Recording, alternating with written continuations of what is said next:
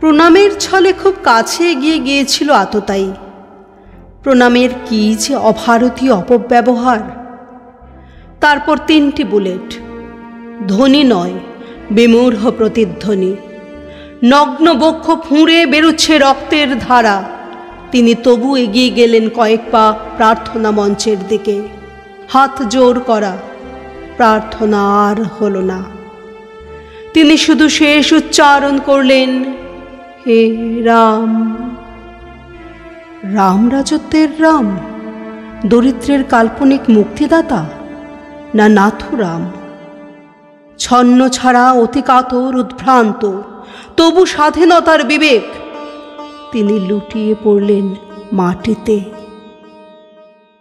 সবাই বলে গান্ধীজি মুসলমানদের প্রতি পক্ষপাতিত্বের জন্য প্রাণ দিয়েছিলেন। কজন মুসলমানের বাড়িতে গান্ধীজির ছবি টাঙানো থাকে? পাকিস্তান বাংলাদেশে কেউ গান্ধীজির নাম সচরাচর উচ্চারণও করে না। কেউ মনে রাখেনি দেশ বিভাগের জন্য যিনি মাতৃহীন শিশুর মতন অশ্রু বর্ষণ করেছিলেন, হিংসার দৈত্যের সামনে দাঁড়িয়েছিলেন ক্ষুদ্র শরীরে অসীম সাহসী অহিংসার তেজ নিয়ে। কেউ মনে রাখেনি মনে রাখলেই জাগবে পাপ বোধ। 3 খণ্ড হতে চায় আর অনেক খণ্ড। কাঁটা তারের বেড়াজালে তিনি কোথাও নেই। ছুরিতে ভাগ করা তার স্বদেশে আজ ঝলসাচ্ছে আরো অসংখ্য ছুরি। সবরমতী আশ্রমের সামনেই গড়াচ্ছে রক্তস্রোত। 3টি গুলির প্রতিধ্বনি আজও বুকের মধ্যে তোলে 3টি প্রশ্ন। পাবে? পাবে? পাবে? সনাতন ধর্মকে বসাও সিংহাসনে, সমস্ত মানুষ মুক্তি পাবে।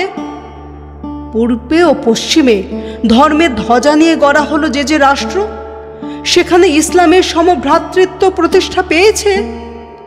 কেউ অমিত ভোগের লাশে হা হা করে হাসে, কেউ ক্ষুধায় ভূমিতে জিভ ঘষে। ধর্ম ব্যবসায়ীরা কেউ ধর্ম মানে না। বাবরি মসজিদে ধর্ম নেই, রাম মন্দিরে ধর্ম নেই। হিন্দু মুসলমানকে মারবে, মুসলমান হিন্দুকে মারবে। পেছনে মুন্ডওয়ালা একদল অদ্ভুত প্রাণী খুন করবে আরেক দল পেছনে মুন্ডওয়ালাদের। মন্দির ভাঙবে, মসজিদ ভাঙবে, আবার মন্দির ভাঙবে, আবার মসজিদ ভাঙবে। এর বস্তিতে আগুন, ওর বস্তিতে আগুন, আবার মারো, এ ওকে মারো, সে তাকে মারুক।